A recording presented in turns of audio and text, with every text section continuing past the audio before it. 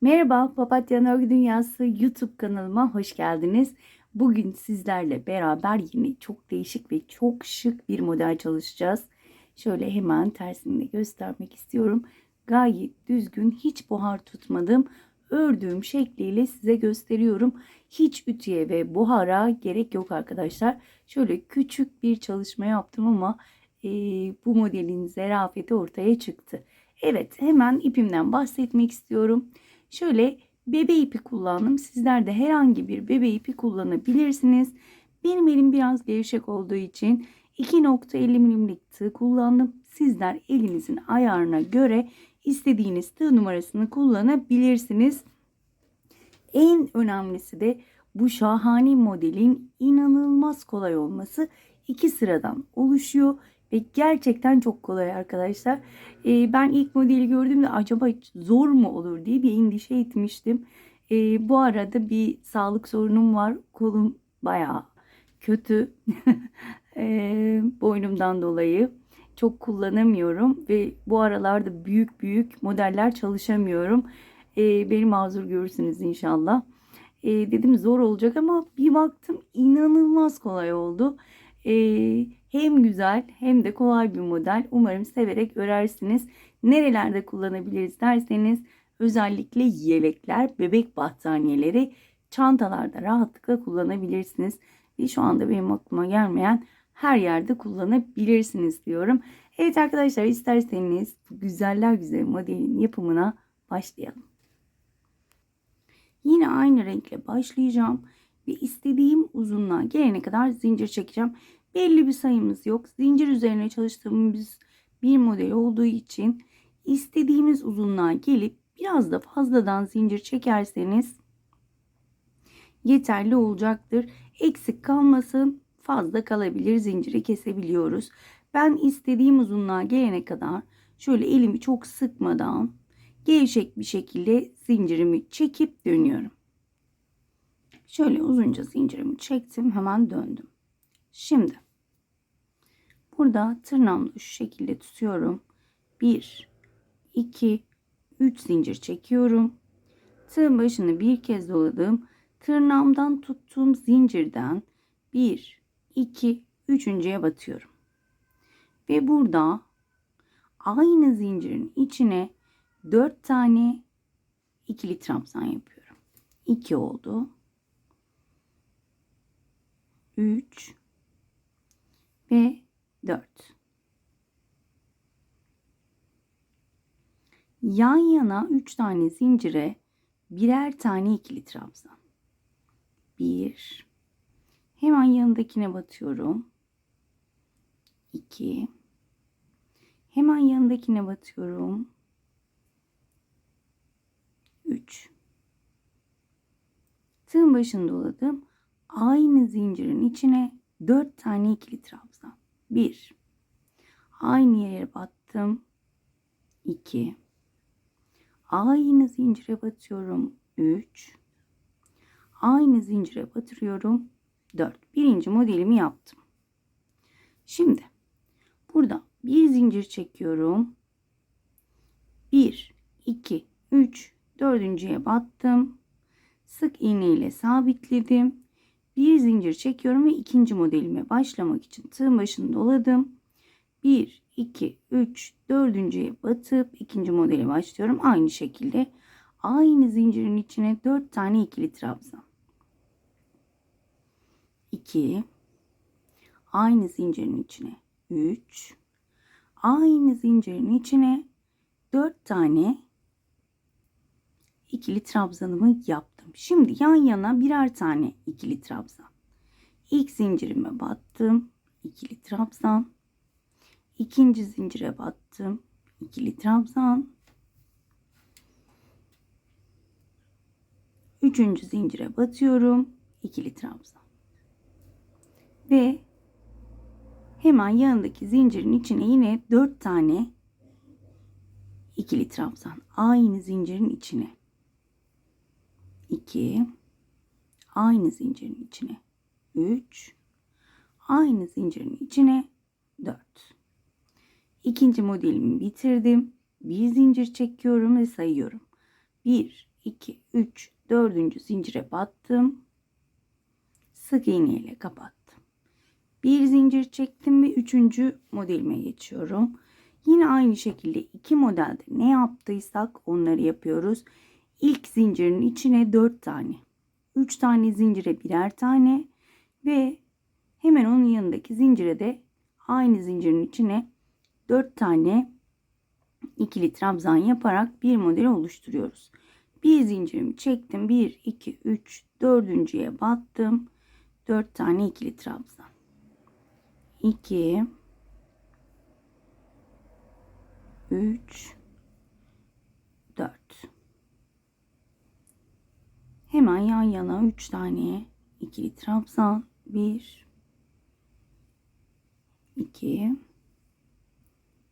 ve 3. Hemen yanındakini aynı zincirin içine 4 tane. 2, 3 ve 4. Bir zincir çekiyorum ve sayıyorum. 1, 2, 3, 4.'ye şöyle başını dolayarak 4.'ye battım. Burada kasma yaparsa üçlü trabzan da yapabilirsiniz. Şöyle ikili trabzan yaptım ve bu sırayı bu şekilde bitirmiş oldum. Şimdi arta kalan zinciri hemen şöyle göstermek istiyorum. Çok dipten olmayacak şekilde kesiyorum. Şöyle temizliyorum. Ucundan da tuttuğumda bu şekilde çözülmeyecektir. Şimdi bir sıraya geçtiğimde bir zincir çektim. Modelimi çevirdim. Hemen bakın. Bir tane zincirin içine 4 tane ikili trabzan yapmıştık. O 4 tane ikili trabzanı şöyle beline dolayarak sık iğne yapıyorum. İkincinin beline doladım. Sık iğne. Üçüncünün beline doladım. Sık iğne. Ve dördüncünün beline doladım. Bir sık iğne yapıyorum. Burada bir zincirim var.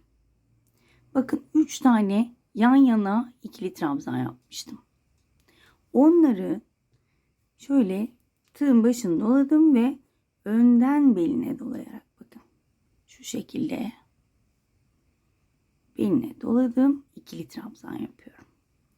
İkincinin de aynı şekilde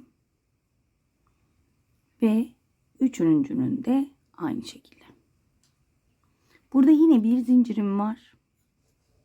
Hemen diğer 4 tane ikili trabzanıma geliyorum ve tığın başını dolamadan şöyle bellerini önden dolayarak ön arka bazen karıştırıyorum, ne olur kusura bakmayın. Zaten ekranda görüyorsunuz nereden aldığımı.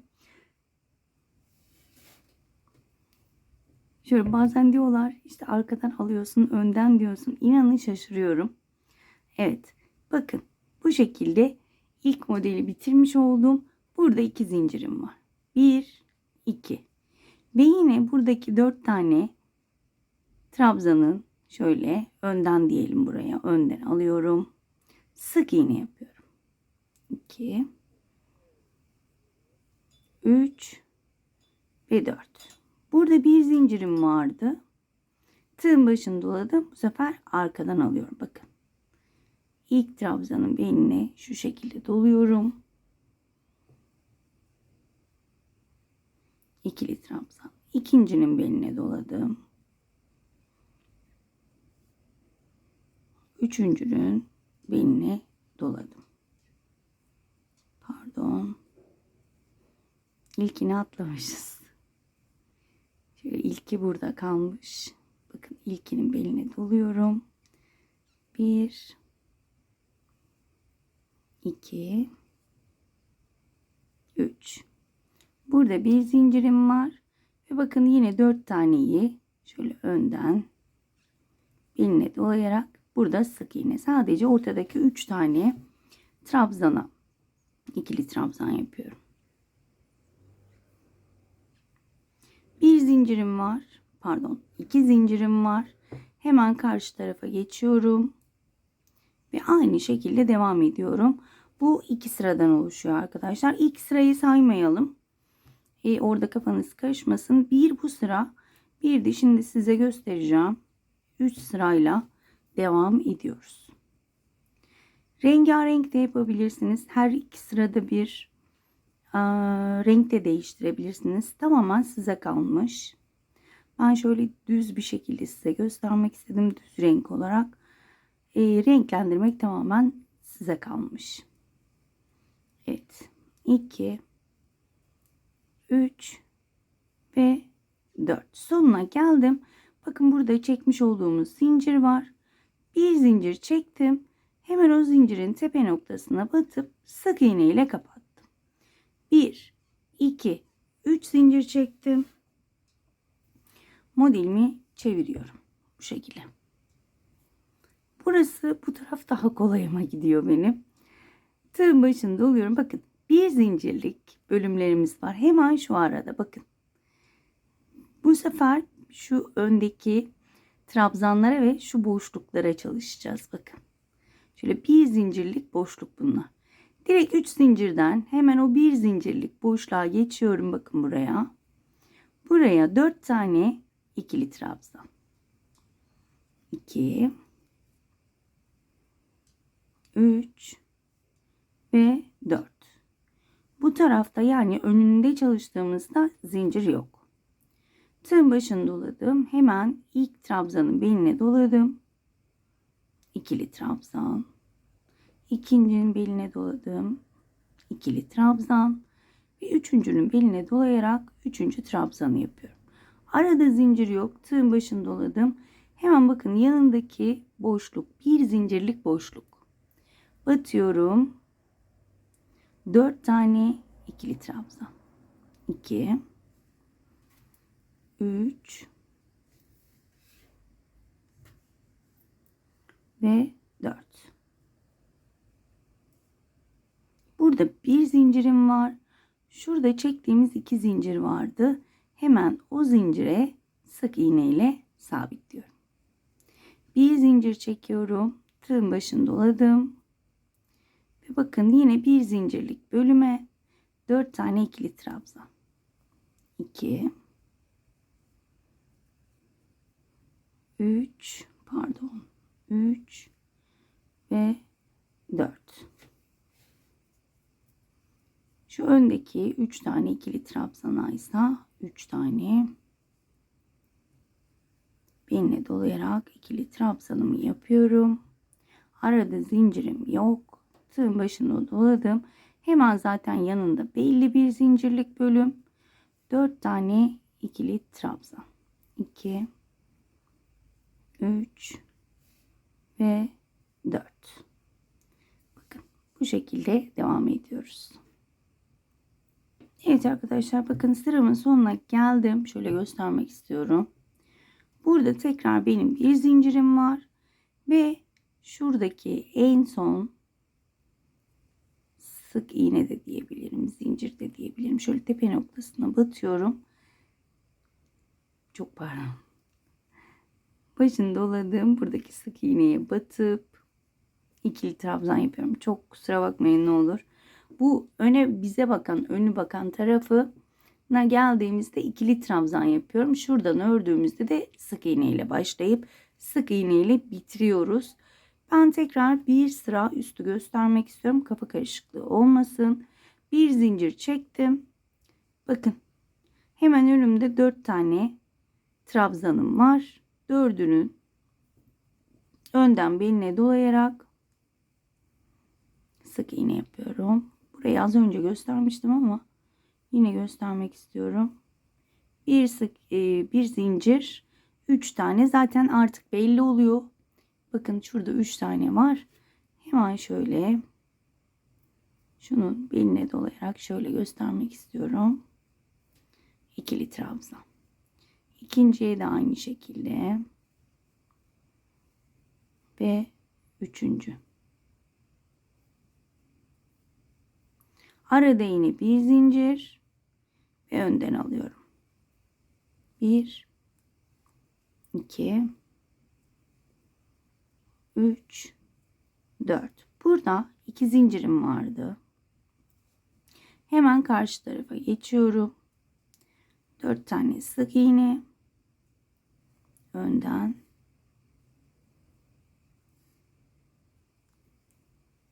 bir zincir ve 3 tane de arkadan.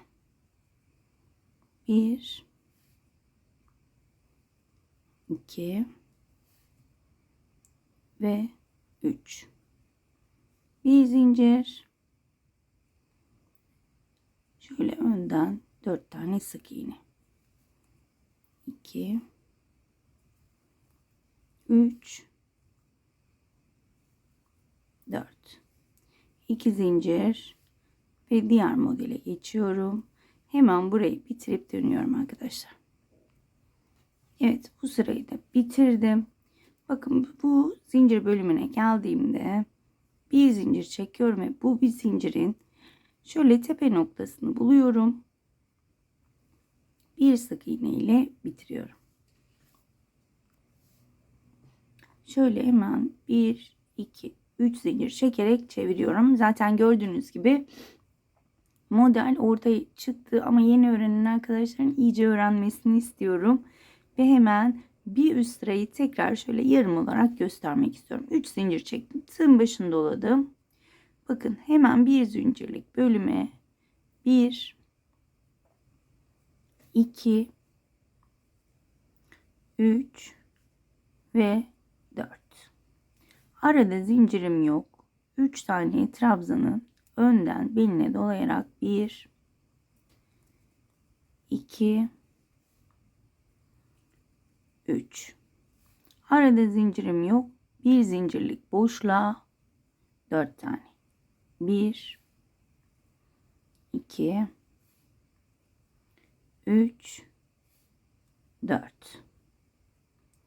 Bir zincir ve 2 zincirlik bölüme sık iğne ile tutturuyorum.